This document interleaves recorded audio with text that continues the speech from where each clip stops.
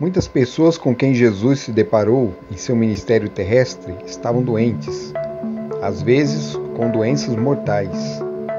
Elas se amontoavam onde ele estava em busca de cura e descanso de seus sofrimentos, e era o que sempre recebiam. Às vezes, ele falava apenas uma palavra e elas eram recuperadas. Ele tocava os enfermos e milagrosamente eles eram curados. Em outras ocasiões, Cristo os despedia e a cura acontecia enquanto eles iam pelo caminho. Jesus curou homens, mulheres, crianças, judeus, gentios, ricos e pobres. Casos de lepra e cegueira não estavam fora de seu alcance, e até curou aqueles com o pior problema, a morte. Neste vídeo, examinaremos dois exemplos muito diferentes de cura. No primeiro, o doente nem mesmo podia ir a Jesus sozinho. Seus sintomas eram visíveis. No outro caso, não havia sintomas evidentes. Em ambos os casos, a cura veio no tempo e na maneira de Deus. A lição de hoje tem por título Livres para Descansar. Não se esqueça de se inscrever no canal, ativar o sininho para receber as notificações e compartilhar com seus amigos. Peça também um curso bíblico. Os contatos estão na descrição do vídeo.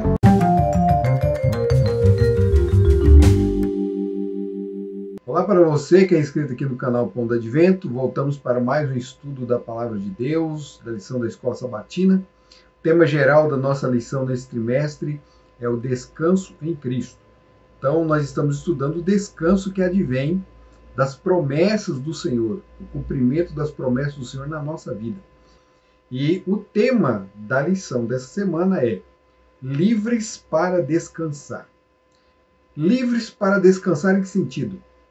Então, muitas coisas nos tornam a nossa vida desgastante, torna a nossa vida sofrível, e uma delas é a doença. A doença, ela escraviza o homem também, a doença martiriza o homem, tira suas esperanças, acaba com... Ela é um peso muito grande para ser carregado não só por quem é doente, mas por todos aqueles que convivem com essa pessoa, que esperam a cura, esperam um alívio da dor daquela pessoa amada. Então a doença ela nos aflige de vários sentidos. A doença não faz parte do plano de Deus. Deus, quando criou o homem, não criou para ser doente, mas por causa do pecado a doença veio. Infelizmente, nós seres humanos temos que passar por isso. Nós vamos ver na lição dessa semana dois casos de pessoas doentes que foram curadas por Deus. Então são doenças diferentes. Deus curou essas enfermidades de forma diferente também. E o que nós aprendemos com isso? Aprendemos que Deus ele está disposto a nos socorrer, a atender o nosso pedido de socorro. Só que Deus ele age de acordo com a sua sabedoria, de acordo com os seus propósitos, de acordo com a sua onisciência. O importante é nos deixarmos levar pelo Espírito para que nós possamos trilhar esse caminho que nos levará ao descanso. Esse descanso pode iniciar-se com o fim da enfermidade. Ou o descanso pode ser um processo, onde nós vamos vencendo a enfermidade dia a dia. E pode ser também que a enfermidade nos acompanhe até o final da vida, até o leito da morte. Né? Mas o importante é que Deus está conosco. Então vamos lá. Primeiro tópico da lição, nós vamos estudar sobre o primeiro enfermo que encontrou cura, tratando a raiz do problema. Vendo-lhes a fé, Jesus disse ao paralítico: Filho, os seus pecados estão perdoados. Marcos 2,5. Então nós temos o primeiro caso aqui. Jesus estava em Cafarnaum, reunido ali numa casa. A casa estava lotada de gente, dentro e fora. Então nós tínhamos as pessoas que seguiam Jesus, os seus discípulos, e haviam também aqueles que estavam ali para se opor a Jesus. Seguiam Jesus também como se fossem discípulos, não se declaravam inimigos de Jesus, mas era uma classe que estava ali para causar problemas. Jesus ele não expulsava ninguém, Jesus não espantava ninguém. O importante era que todos estivessem perto deles mesmo, não importa o motivo. O importante é que estivessem perto de Jesus, próximos de Jesus, porque aí ouviriam os seus ensinamentos e teriam condições de serem curados. Então Jesus ele não espanta ninguém, ele quer todo mundo perto dele. Estavam todos ali reunidos e alguns homens trouxeram um paralítico. Como aqueles homens não conseguiam entrar, eles foram até o teto da casa, né, a laje da casa, tiraram as telhas e desceram o paralítico até Jesus. E o interessante é que a primeira coisa que Jesus faz quando vê o paralítico, né, o texto declara assim que Jesus viu a fé daqueles homens, então estava incluso não só o paralítico, mas também aqueles que levaram o paralítico até ele. Jesus declara o seguinte: filho, os seus pecados estão perdoados. Jesus perdoou os pecados daquele homem. Por quê?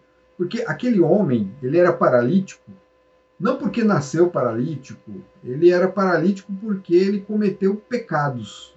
O texto não diz quais foram os pecados que aquele homem cometeu, mas o que afligia a vida daquele homem não era nem tanto a paralisia era uma consequência dos seus pecados. Nós não sabemos que pecados foram esses. Não sabemos se ele cometeu algum crime, se foi, sei lá, se envolveu numa briga que o levou à paralisia.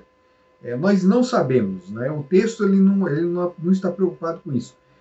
O texto ele apenas quer nos informar que, além da doença física, da enfermidade física, existe uma enfermidade pior, que é a enfermidade do caráter, a enfermidade do ser, né? Da nossa natureza. Nossa natureza pecaminosa, ela é má, ela é doente. Essa sim, desde o nascimento. Desde o nascimento. Nós já nascemos com essa natureza pecaminosa. Então nós somos enfermos desde o nascimento. Jesus faz o que então? Ele perdoa primeiro os pecados daquele homem. E os fariseus ficam ali, ficam atordoados com aquilo ali, porque eles declaram só Deus pode perdoar pecados. E eles estavam certos, só Deus pode perdoar os pecados. Nenhum ser humano pode perdoar o pecado do outro. Eu posso perdoar, sim, algo que alguém fez contra mim, um pecado realizado contra mim, mas eu não posso perdoar nesse sentido pleno, né, aquele perdão que salva a pessoa. O meu perdão não é esse. Era esse tipo de perdão que Jesus estava concedendo ao paralítico. E aí Jesus declara para ele, olha, o que é mais fácil? O que é mais fácil? Eu dizer que os pecados estão perdoados ou levanta-te e anda? E em seguida Jesus fez isso. Ele curou o paralítico, pediu para que ele se levantasse e o paralítico saiu andando. E eles ficaram ali admirados. Jesus declara, eu fiz isso para que vocês entendam que o Filho do Homem tem poder para perdoar os pecados. Então, esse é o primeiro caso de cura que nós estudamos aqui. Existem pecados que têm consequências, e essas consequências, às vezes, é uma enfermidade. Há enfermidades também que não são consequências de um pecado planejado, um pecado que eu planejei, simplesmente ele surge na minha vida porque eu sou pecador, vivemos uma realidade de pecado e alguns vão ficar doentes mesmo. Paulo, por exemplo, ele tinha uma enfermidade, nós não sabemos que enfermidade era, e Deus não curou a enfermidade dele. Ele fala assim, olha, eu tenho um espinho na carne. Nós não sabemos o que era esse espinho, né? Alguns falam que era um problema de visão que ele tinha, mas eu particularmente não sou dessa linha, não acredito nisso. Ele poderia até ter um problema de visão, mas eu não sei se era esse o espinho na carne dele. Mas ele tinha um problema e ele pediu para que Deus o curasse. E Deus falou assim para ele, não, a minha graça te basta. Basta a minha graça. Deus deixou ele com a enfermidade. E olha que Paulo, ele curou pessoas, né? Paulo curou pessoas, Paulo ressuscitou mortos. Então, nós não sabemos que enfermidade era essa, mas nós entendemos que Deus tinha um propósito com ela. Então, pode ser que você peça para que Deus cure a sua enfermidade e você não seja curado. Então, Deus tem um propósito na sua vida por conta disso. E pode ser que você peça e seja curado imediatamente, ou passe por um processo. Então é isso, ó. Jesus ele trouxe conforto. Primeiro ele trouxe um descanso espiritual para aquele homem, para depois lhe dar o descanso físico. Então, ó, é mais importante o descanso espiritual, é mais importante o perdão dos nossos pecados. Né? É melhor você ser perdoado dos pecados e continuar doente o resto da vida né, até a hora da morte, não tem problema, porque na ressurreição você vai ressuscitar perfeito. Então, o perdão dos nossos pecados é o mais importante, a maior cura é essa. Isso é o que nos traz o verdadeiro descanso. Tem gente que foi curado por Jesus e não agradeceu a Jesus, não descansou espiritualmente. Sabia disso? Teve gente que Jesus curou, essas pessoas não o seguiram. São pessoas que o abandonaram, pessoas que fizeram pouco caso de Jesus. Há casos assim. E não só há casos na história bíblica, há casos hoje assim, pessoas que são curadas e não agradecem a Deus porque não houve cura espiritual, elas continuam enfermas pelo pecado. O tópico seguinte, cansado demais para fugir. Nós vamos falar aqui sobre o profeta Elias. Né? O profeta Elias é um profeta bem interessante. Nós temos, né, na Bíblia muitos profetas e cada profeta com uma história única. Você aprende coisas diferentes com esses profetas. Você vê que os homens de Deus, eles não eram todos iguais, não era aquela coisa que vinha numa forma. Deus ele não é assim, Deus não age assim. Deus ele age segundo a natureza, o caráter, segundo a personalidade da pessoa. Então cada um tinha uma personalidade e Deus agiu, Deus instruiu com cada um. Né? Foi uma soma de forças, uma soma ali. Jesus agindo com o ser humano. Embora tudo venha dele, tudo emane dele, mas é Jesus agindo com o ser humano. Ele não quer ficar sozinho. Jesus quer estar conosco, agindo conosco, nos instruindo, é o mestre. E aí nós temos Elias. Né? O Elias aqui, a história de Elias aqui no capítulo 18 e 19 de 1 de Reis, vem trazendo ali um grande embate. Né? Elias ele viveu nos dias do rei Acabe e da rainha Jezabel, reis corruptos. Né? Acabe ele era da linhagem de Israel ali, mas Jezabel era uma rainha pagã. Ela não pertencia ao povo de Israel. É um casamento político que deu muito errado, porque ela influenciou muito o rei Acabe, e a adoração a Baal foi instituída, a adoração a Baal e a outras divindades cananeias ali no reino de Israel. Nessa época, o povo de Deus estava dividido entre o reino de Israel e o reino de Judá. Então, Acabe governava ali no reino de Israel. E nós não temos, na lista dos reis de Israel, nós não temos nenhum rei bom. Tudo rei ruim, tudo rei que se atrapalhou e que fez, né, foram de mal a pior. De forma que lá na frente a história de Israel vai ser o fim completo. Os assírios vão tomar conta do território de Israel e vão acabar com Israel para sempre. Israel vai deixar de existir.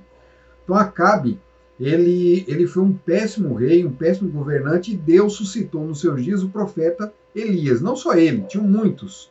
Eram muitos profetas que trabalhavam para o Senhor, instruindo o povo e alertando contra os problemas que a nação estava passando. A nação estava adorando outros deuses, a nação havia abandonado a aliança. O rei de Israel havia abandonado, quebrado a aliança, o pacto sagrado que foi feito lá no passado.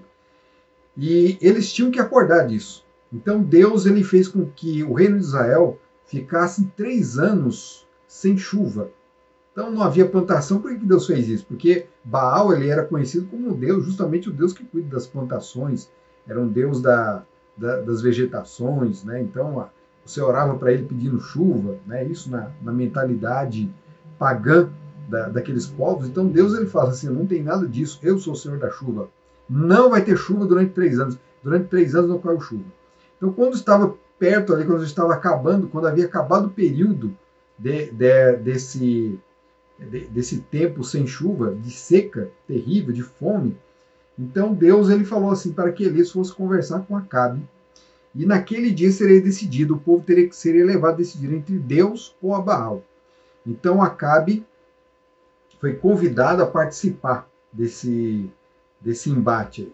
A proposta de Elias era a seguinte: tragam seus profetas, profetas de Baal, e os profetas da deusa Aserá, o total de profetas eram de 850 pessoas contra um homem só, um homem, que era Elias. Eles subiram ao Monte Carmelo, e lá no Monte Carmelo, Elias falou o seguinte para eles, assim, olha, vocês vão construir um altar, façam um altar aí, vocês vão matar um novilho, vão cortar as partes e vão orar para que o Deus de vocês aceite a oferta. E eu vou fazer a mesma coisa. Então, o Deus que aceitar a oferta é o Deus verdadeiro. Então, se o Deus de vocês aceitar, o Deus de vocês é o verdadeiro. Se o meu aceitar, o meu que é o verdadeiro. E eles gostaram da proposta, aceitaram de imediato. O povo também estava ali assistindo, o povo se reuniu ao redor, o povo de Israel, para ver qual seria o final desse embate, dessa batalha. O fato é que os profetas de Baal e de Aserá clamaram e clamaram pelo Deus. Eles fizeram ali todo o ritual, e eles choravam, gritavam, cantavam, faziam de tudo para que o Deus deles aceitasse o sacrifício. E Elias até brincou. Elias falou assim, olha, grita mais alto aí, pode ser que ele esteja dormindo. Né? Parece uma afronta, isso é um desrespeito, mas era a cultura deles, é assim que eles entendiam os deuses deles. Os deuses pagãos, eles eram parecidos com os homens, eles dormiam, eles comiam, bebiam, eles tinham relações ilícitas, eles faziam tudo que os seres humanos faziam. Toda nação pagã tinha divindades assim. O povo de Canaã não era diferente. Então Elias não estava fazendo nenhuma afronta. Né? E eles fizeram o que Elias pediu, gritaram e clamaram e tal, e ficaram ali horas e horas fazendo tudo isso e nada, não deu em nada. Então Elias falou assim, agora é a minha vez. Elias foi lá, fez o altar, construiu o altar, matou o novilho, cortou o novilho em partes, e aí ele mandou fazer uma coisa diferente no altar dele. Ele mandou cavar uma vala ao redor do altar e mandou jogar água. Jogaram tanta água sobre o altar que a água escorria e encheu a vala. Então estava super úmido. Todos os galhos ali que deveriam queimar estavam úmidos, a vítima estava umedecida, o altar umedecido e havia água ao redor do altar. Então estava cheio de água. E Elias simplesmente invocou ao Senhor. Ele fez aquela invocação que remonta à aliança. Ele ora pelo Deus de Abraão, de Isaac e de Jacó. Só que ele não usa a expressão Jacó, ele fala Israel, Deus de Israel. Essa era uma invocação da aliança, porque Deus havia feito aliança com esses homens, com Abraão, com Isaac e com Jacó. E aí, imediatamente o fogo desce do céu e consome a vítima, o holocausto. Não só isso, o fogo lambe toda a água, ele seca todo o altar. E fica mais do que claro que o único Deus verdadeiro é o Deus de Israel. Não é Baal, não é Aserá, nem qualquer outra divindade. Então, quando isso ficou definido, o povo teve que tomar uma decisão. E eles tomaram a decisão a favor do Deus de Israel. E aí Elias fala o seguinte, vão atrás dos profetas de Baal e de Aserá e matem todos. E todos foram mortos. Todos os profetas foram mortos. Quando Acabe voltou para o seu palácio, ele disse para a sua rainha que o profeta Elias havia matado os seus profetas. E ela ficou indignada. Ela jurou que Elias iria pagar por isso. Elias iria morrer também. Então Elias fugiu dali. E a chuva já havia até caído. Né? Além de Deus mostrar quem era o Deus verdadeiro, depois disso Elias subiu no monte, orou, né? Orou 7 vezes ali e a chuva veio. Depois, ele ainda escoltou, né? Ele foi à frente de Acabe, correndo de forma miraculosa. Miraculosa. O Espírito Santo deu poder para ele correr à frente de Acabe até chegar ao palácio, antes da chuva, para que o rei fosse recebido ali no palácio. E ali no palácio foi que Jezabel se colocou contra Elias e ia persegui-lo até a morte. Então Elias foi perseguido e ele fugiu. Nesse momento ele foge. Ele passou por toda aquela tensão ali no Monte Carmelo, né? Embora fosse um homem de fé, não era uma situação fácil. Ele passou por um estresse muito grande. Ele fugiu dali, ele saiu de Israel e foi para Judá.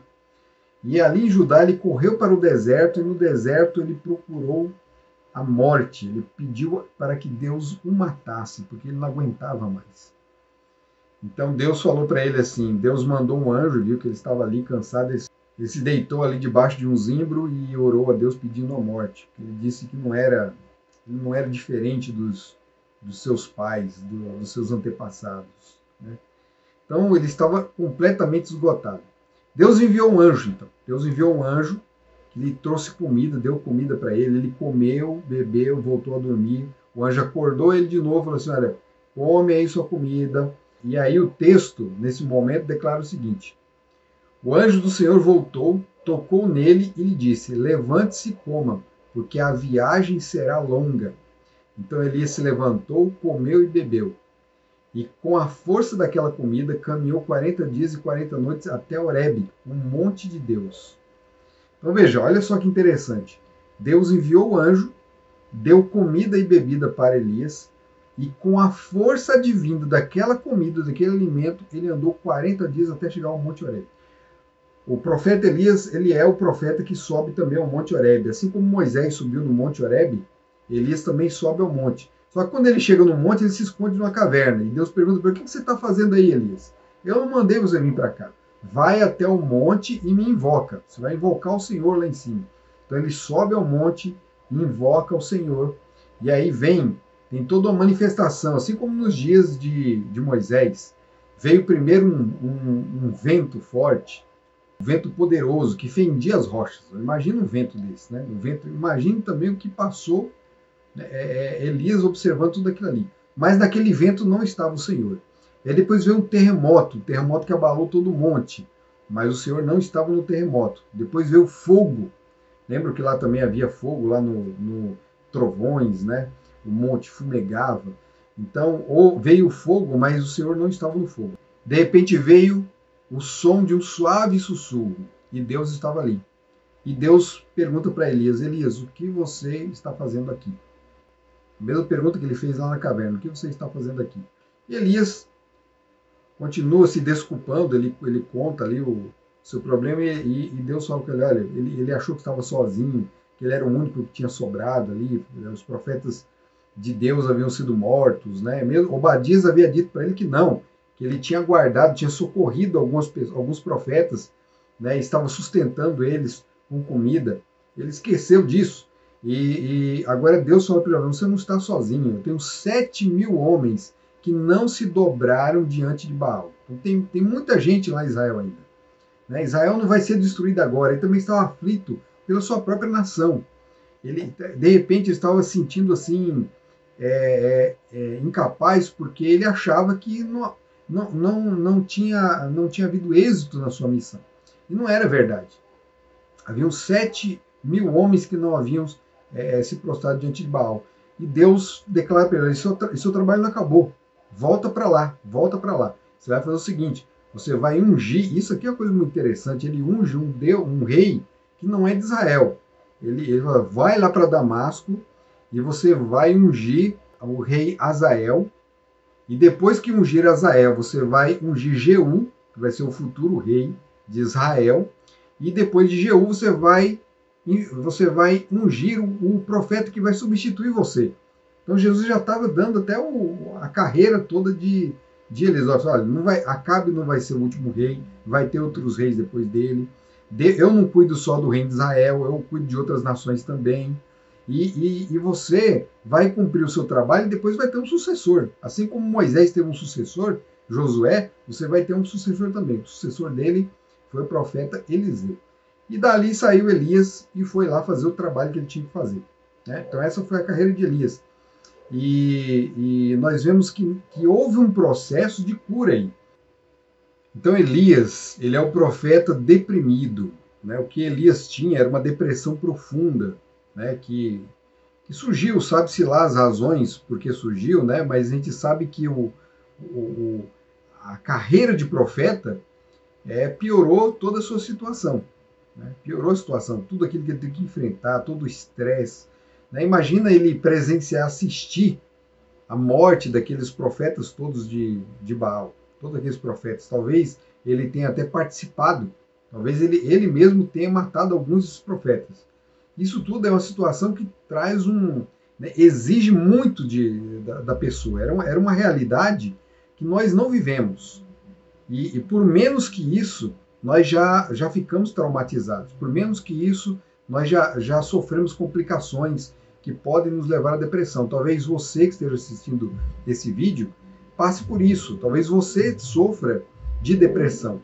Mas Deus ele tem ele tem a cura para isso, ele trata você. Ele pode tratar você assim de uma hora para num piscar de olhos, como ele fez com o paralítico, ou ele pode fazer com que você passe por um processo.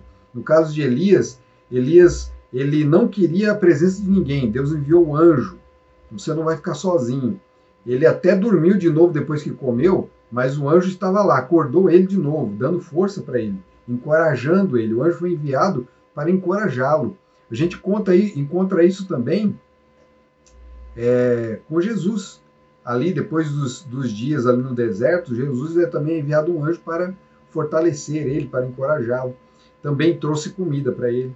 E Elias aqui, ele se alimenta, e o alimento que ele recebe do anjo lhe dá forças para percorrer 40 dias e 40 noites pelo deserto até chegar em Horebe, no Monte Horebe. Olha só, o que o texto está dizendo para a gente? Que o alimento que vem do céu, o alimento que é nos dado do céu, nos dá uma força sobre-humana.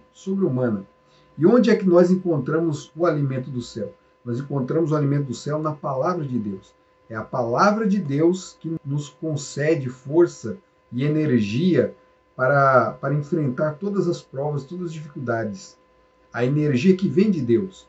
Veja que Deus, ele quer trabalhar conosco, mas nós temos que aceitar tudo que vem dele. Então, Elias teve a ajuda do céu, por parte do anjo, teve o alimento do céu, o anjo preparou ali, né? Nós chamamos, é um alimento da terra, ele comeu pão e tomou água, mas foi um pão e água preparado por um anjo, não foi uma coisa natural, foi uma coisa sobrenatural. Aquele pão lhe deu uma energia sobrenatural.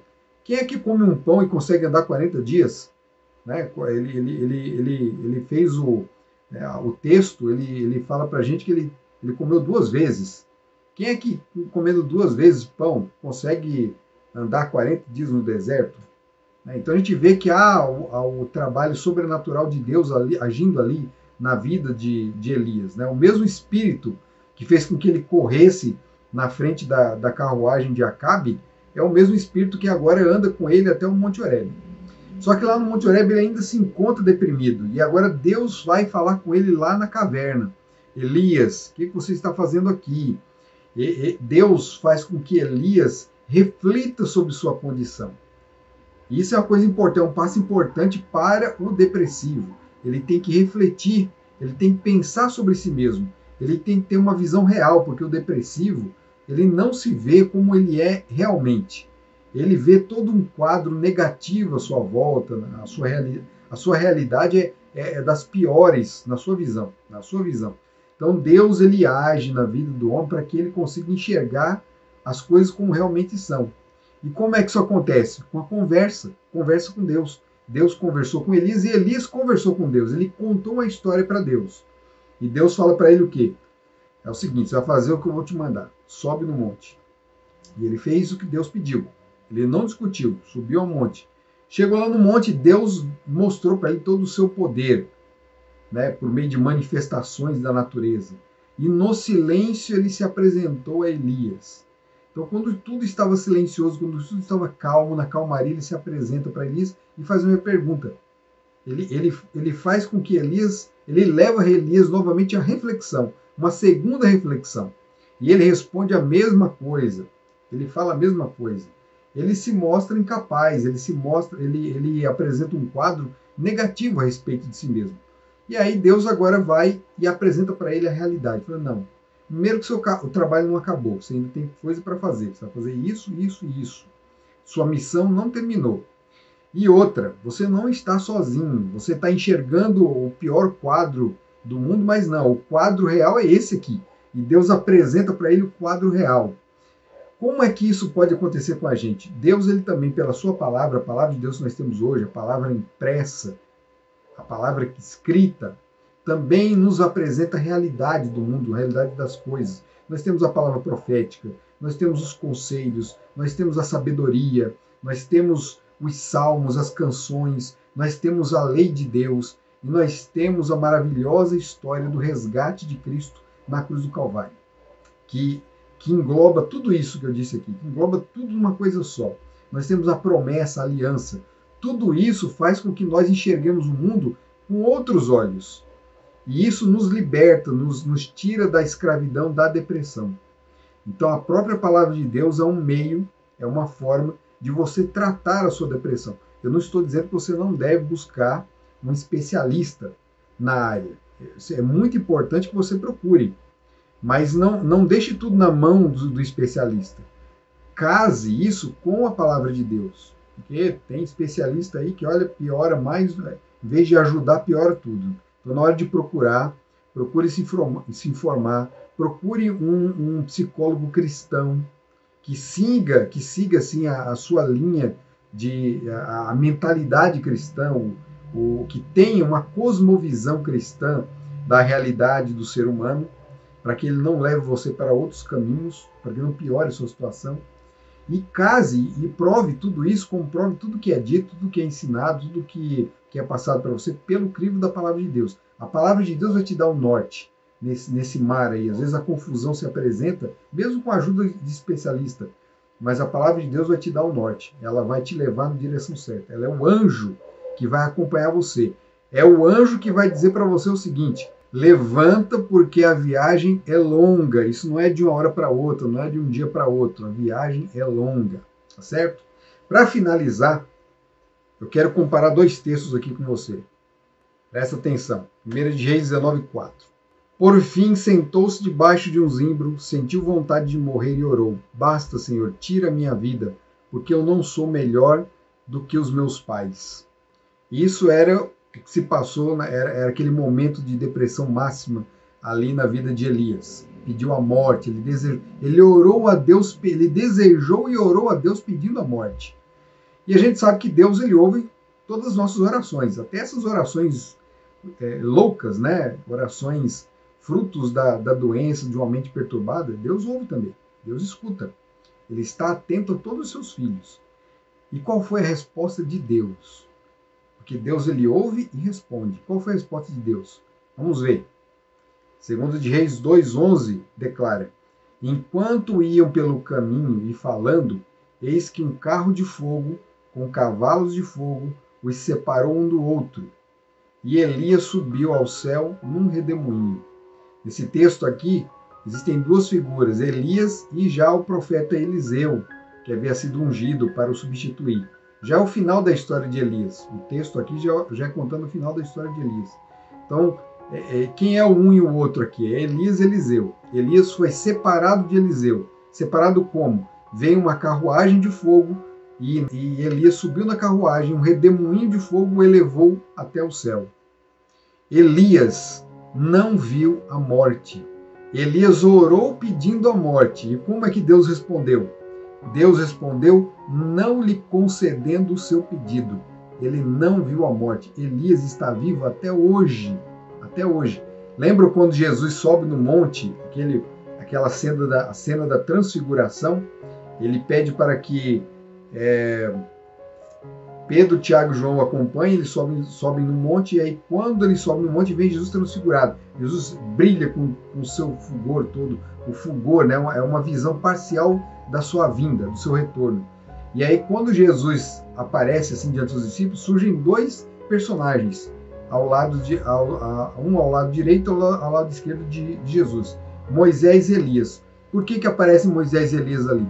Porque Moisés morreu e ressuscitou, e Elias porque não morreu. Elias, ele representa aquelas pessoas que não verão a morte quando Jesus voltar nos nuvens dos céus. Quando Jesus voltar, vai encontrar uma classe de pessoas fiéis à sua mensagem, e essas pessoas não verão a morte, elas serão transformadas no abrir e fechar de olhos. E Moisés representa os fiéis que morreram, mas que serão ressuscitados no dia da vinda de Jesus.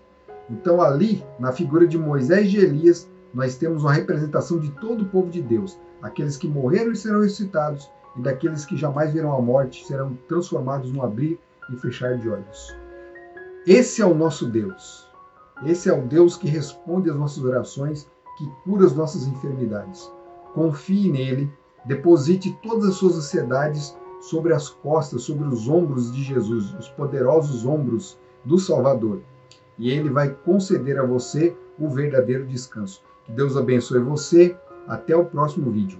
Tchau.